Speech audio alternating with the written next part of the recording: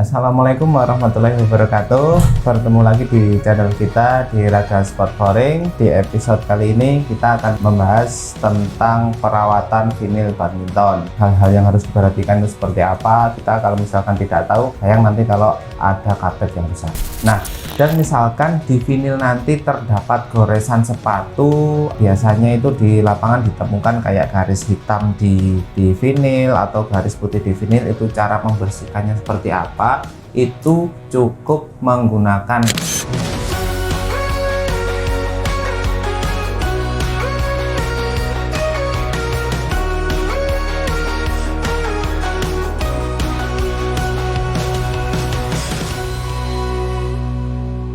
Assalamualaikum warahmatullahi wabarakatuh.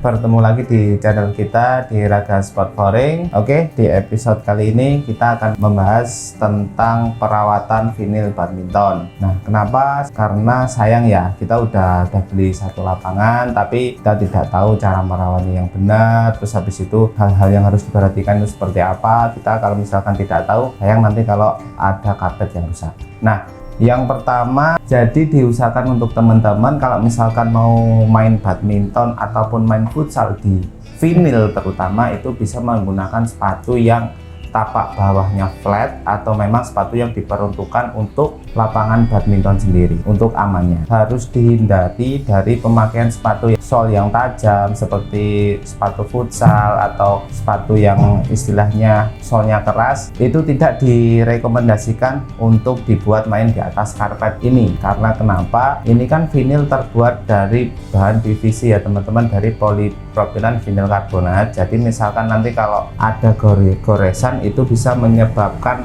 sobek, dan itu kalau misalkan sobek untuk maintenance-nya juga ribet. Itu tips yang pertama. Untuk tips yang kedua, ini berlaku untuk para pemain. Jadi nanti kalau misalkan bagi para owner yang punya lapangan badminton atau hall, bisa dikasih warning ya. Untuk di depan gedung bisa dikasih warning dilarang membawa benda tajam ataupun rokok. Soalnya kenapa? Dari bahan vinil ini tersebut kan mudah terbakar dan tergores, ditakutkan nanti ada kejadian yang tidak diinginkan.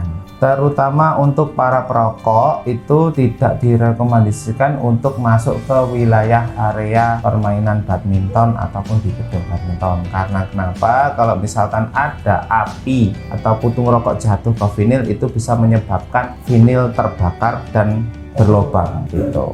Tips yang ketiga untuk lapangan badminton sendiri, karena pada dasarnya itu vinil itu anti terhadap air. Jadi bagi para business owner, kalau misalkan ingin membangun gedung badminton, bisa dipastikan untuk lantai benar-benar kering. Terus untuk gedung area itu sudah tidak, istilahnya tidak ada air hujan yang masuk ke vinil. Karena kenapa? Kalau misalkan untuk vinil terkena air, itu lama-lama dia akan mengeras. Jadi fleksibelnya sudah tidak ada. Terus banyak juga yang tanya, terus kalau untuk masalah keringat gimana mas? Kalau untuk masalah keringat itu nanti cukup dilap aja atau disapu pel yang bawahnya itu kain, itu sudah cukup. Dan misalkan di vinil nanti terdapat goresan sepatu, biasanya itu di lapangan ditemukan kayak garis hitam di vinil atau garis putih di vinil. Itu cara membersihkannya seperti apa? Itu cukup menggunakan air hangat, deterjen, dan gosok gigi. Cara pengaplikasinya gimana mas? Jadi caranya itu tidak harus semuanya kita pel ya teman-teman, itu nggak disarankan. Jadi misal ada noda yang kotor di salah satu titik, itu bisa cairan yang tadi bisa digosokkan ke permukaan yang ada nodanya tersebut sampai bersih, kemudian bisa langsung dilap pakai kanebo atau kain yang kering. Itu sudah cukup untuk pembersihan apabila di vinil terdapat ada goresan kotoran dari sepatu seperti itu. Jadi itu teman-teman tata cara tips dasar untuk perawatan vinil badminton, khususnya para pelaku bisnis owner atau yang punya gedung badminton.